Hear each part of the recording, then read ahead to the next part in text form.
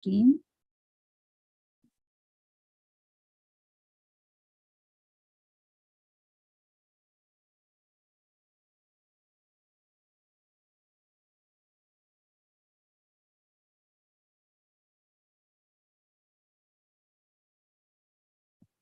So chapter 9. So we completed chapter 8 last week. We are coming back again to Yogi Raman's fable that he told to Julian.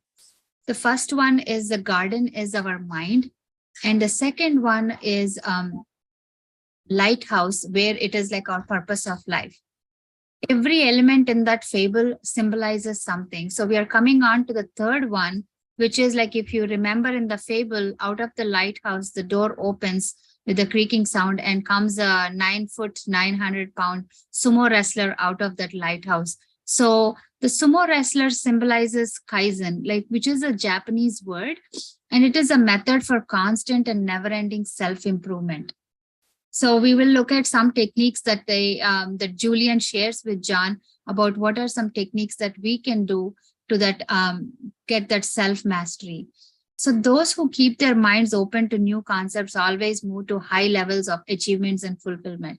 So when in the previous chapters, Julian asks John, your cup needs to be empty. That's when you can take new things. When we are open to new things, that's when we can be more receptive to the things that are coming our way. So he also tells never be reluctant to ask even the most basic questions. A lot of times we are hesitant to ask, even if we don't know if it's a simple question or a complicated question, but we stop ourselves by asking, oh, if I ask in front of everybody, maybe they think, oh, she or he doesn't even know this. So we kind of pull ourselves backwards, right? Like by not asking those basic questions. So Julian says to John, never hesitate to ask even like a basic question. That's the most effective method to gain more knowledge. So the sumo wrestler, like I told, he's like always a constant reminder of a self-improvement, like what can we do? So self-mastery is the DNA of the life mastery. And Julian also talks about, if we want success outside, first the success needs to start within. When you are successful inside, gaining all those mastery, self-mastery, then almost like all the things outside in our outer world will automatically fall in place.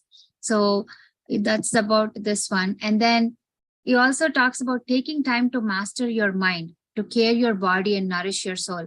So the human endowment, it's a trilogy he calls in this book, which is the body, mind, and soul. So what are some things that we are doing to take care of our body, like physical body, to take care of our mind, to take care of our soul?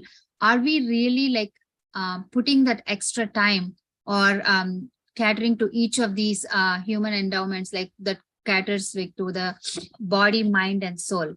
So he also talks about, when we take time to strengthen, those who take time to strengthen themselves are the strongest. So how can you strengthen yourself?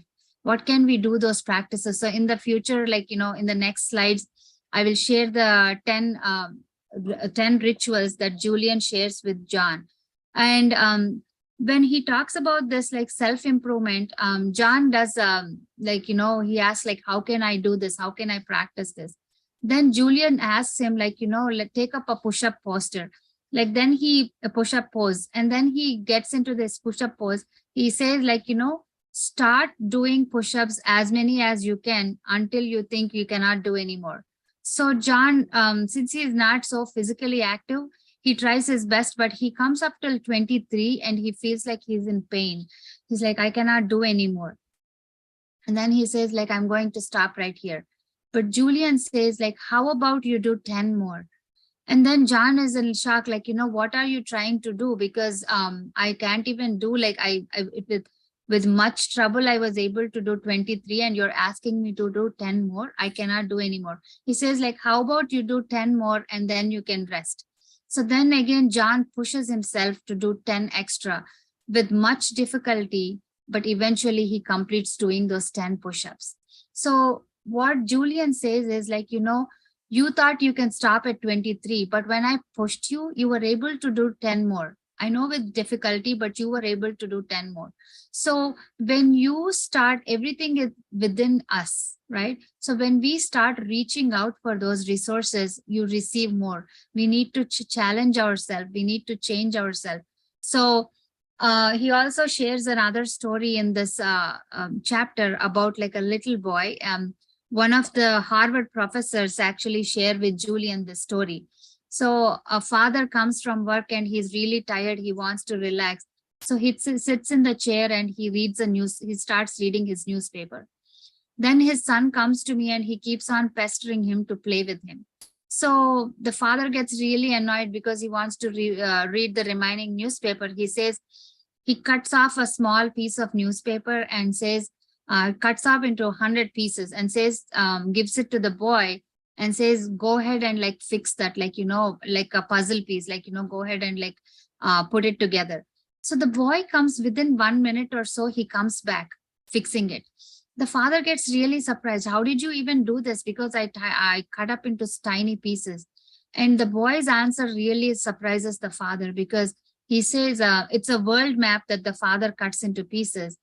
The boy says on the back of the picture, there is this human figure. So I was able to put the man together and then the world is automatically like it came into place. So we always think about things that are not working properly outside the world, like, oh, this thing happened, this is not fair. But first we need to start from ourselves. Like, how are we doing with ourselves? When each person starts to think like that, the world automatically falls in place, right? So that is just a simple story he talks about. And also he talks about fears. Like, if people having fear about public speaking or like, driving on like a certain speed limit, whatever fears or phobias that we have, he has to identify themselves, like what, or write down a list of like, what are some things that are holding me back? How can I improve on these things? So when you start making a list of like, what are those things, you identify them and making a list of things that you're holding, that they're holding you back, then you can start working on them. Like, courage is like coming out of that, stepping out of that comfort zone. You're conquering your own fears. And Julian says like, that's how you can learn. You can go beyond what you are. So he takes like, he talks about conquering the fears as well.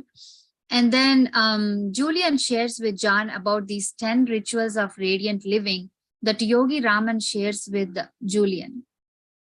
So these 10 are like really important rituals that what Julian says is like, if a person practice them like on a regular basis, they can really see tremendous improvement in their personal life. So what are the 10 rituals is like, the first one is ritual of solitude. We all know how important silence is. Like, silence is gold. So spending at least 15 to 20 minutes of in silence every day, like, then John says, I don't think I have that much of time to spend. Julian says like, at least spend 1 hour of your time every day, like doing these rituals. And John says, I don't think I will have time for that. I don't even get like 10 minutes of time to relax. Then he says the same thing, like, we are not too busy to make a stop to get the gas. So it is like a pit stop to the soul. Like, you are doing so many things, just like give yourself few minutes, just sit in that silence and then see how you can connect to your creativity, how you can connect to your intuition. So that is the first ritual. And the second one is ritual of physicality, where like, the power of physical care, like taking care of our body, nourishing it, through exercise. We always say like, the body is our temple, right? So how are we taking care of it? Like, proper exercise. And the third one is the ritual of live nourishment. This is one of my favorite ones because me being a nutrition educator by profession, I really want to emphasize on like the food that we eat. It definitely plays a huge role on our body, mind, and soul. So fill your plate with fresh vegetables, fruits, grains, Eating live foods. What do we mean by eating live foods? Like creating through the natural interaction of the sun, air, soil, and water, like, getting that sun energy. So John talks about what do you mean by eating live foods?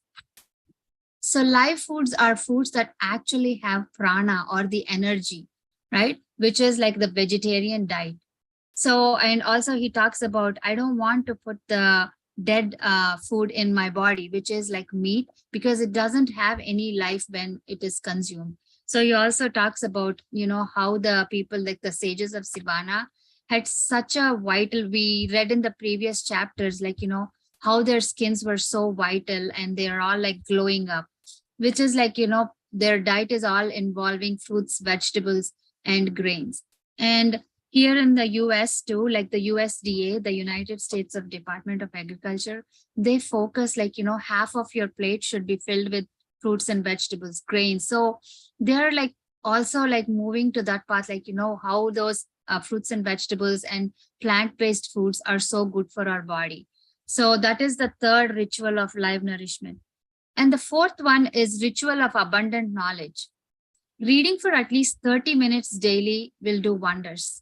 I know you're all joining for book clubs on a weekly basis, like this one, and they did 4 agreements, a lot of other books, right? So just spending some time reading at least 30 minutes, reading a book. That helps us, like, learn so many things. And also it does do like the perspectives of different authors that we can gain knowledge from. And it is becoming a student of life, right? You're constantly learning. And the fifth one is ritual of self-reflection. Review each day, like, from morning till evening, till night before you go to bed, and identify the areas for improvement. Let's say if you're in the car, like, there is like this traffic or somebody like overtake you, or like, they bypassed you and you were really like not happy about that.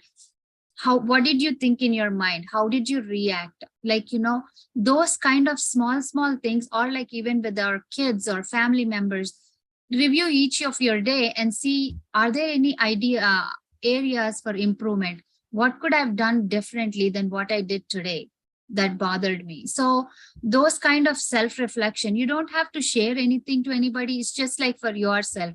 What did I do? What can I do better from what I did today? Like tomorrow, what can I do things differently? So that's like self-reflection. And then a ritual of self-awakening. So rising with sun, like, we always know how important it is to early in the morning is the best time for doing anything. Growing up in India, a lot of us know, like, we used to wake up in the morning to study. Those are like study time. So that morning time is the time, the best time. So rising with sun, it improves the and also to think about like quality versus quantity of sleep. We don't have to have 8 hours of sleep. If we have like an uninterrupted time of sleep, and we know meditation, it's like equal to 1 hour of meditation is equal to 3 hours of sleep. So having that quality versus quantity. And 10 minutes before you sleep and 10 minutes after you wake up are very crucial. They're very profound on your subconscious mind. So a lot of times if we watch TV or like watch any kind of news that is disturbing and sleep, that is showing effect on our subconscious mind. It's programming. So that is the time where we can take the time to reprogram our subconscious mind with inspiring thoughts and what we want to become. So just using the 10 minutes before going to bed and after waking up. So using it wisely. Ritual of music. Music is like one of the best motivational thing. Like when you hear to good music, you always feel so empowered. You want it to do, you feel more energized. So that's with ritual of music. And he talks about the eighth ritual is the spoken word. Developing positive talk or affirmations. A lot of times, without unknowingly, we have this inner chatter in our mind, right? So being aware of our thoughts and being aware of our self-talk. Am I doing positive self-talk or am I doing negative self-talk? And doing those affirmations help us. And the ninth one is a ritual of a congruent character, where your habits combine to form your character, which will also determine your destiny. So, like we, over the period, we develop these habits without knowingly, right? Whether good or bad habits. So, just keeping aware of like what kind of habits are we building into our daily lives. And then when we watch out our habits, they eventually form into a character, and that's what we become, right? Our destiny. So that is a ninth one. And the last one, but not least, is ritual of simplicity. Living a simple life, like reducing your needs, like, or I'm not saying like don't buy these or don't buy that, but just like, this, is this a necessary for me? Is this a need for me? Or is this something that I wanted to have because somebody else had it? So living simple life, like, is always like, it's just like makes a lot of people happy. And Julian talks about how, if you remember from the first chapter, like, he used to wear like a $3,000 Armani suit. So with his lifestyle, how he had like, he changed drastically, right? He simplified his life, and which made him more happier. So Julian talks about like how he cut down on a lot of things, like when he used to go to all these fancy restaurants and eat red meat and everything. He said like after eating like fruits and vegetables and like becoming a vegetarian, all these things, like how we cut down on, he talks about that as well. So these are the 10 rituals that Yogi Raman shares with Julian for radiant living. And then the chapter 10 is about power of discipline. So this is another element in the fable that Yogi Raman shares. So the sumo wrestler, he represents like self-control, this never-ending improvement, right? The Kaizen. But the sumo wrestler is also having like a only one piece of clothing, which is the pink wire cable that protects him. So the pink wire cable represents self-control and discipline. So pink wire cable is composed of a lot of small wires. They're all like intricately together, and they're layered to make one strong wire. So when you look from the outside, it looks like a big strong wire, but innately they're all having these like small wires inside. So the wire cables like represent self-control and discipline. So when we start strengthening our willpower, it requires small actions like that we need to take. For example, if we want to read a book for 30 minutes, just setting up some time, like, before going to bed today, I'm going to read at least 30 pages or at least 30 minutes from this particular book. Just writing down that helps us to like small actions.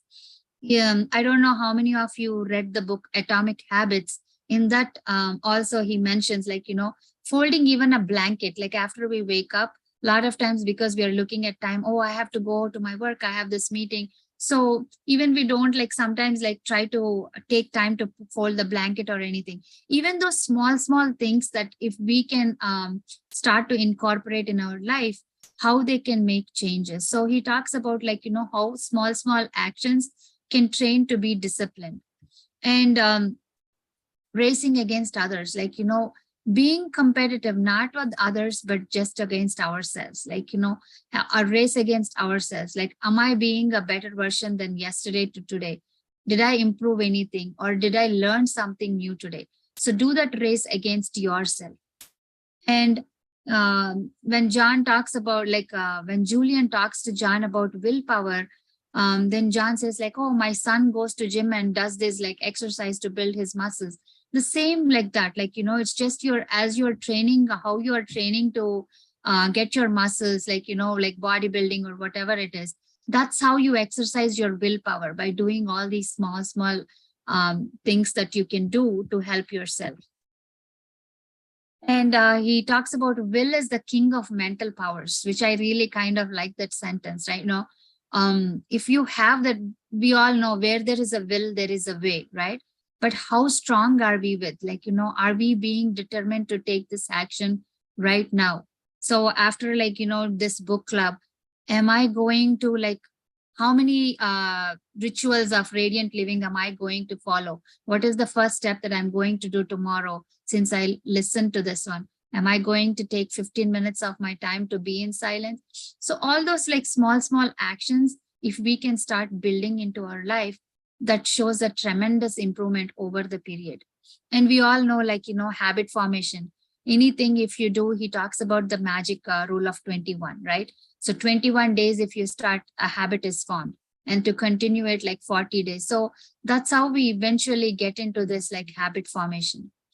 And mental mastery starts with being able to control every thought that you think.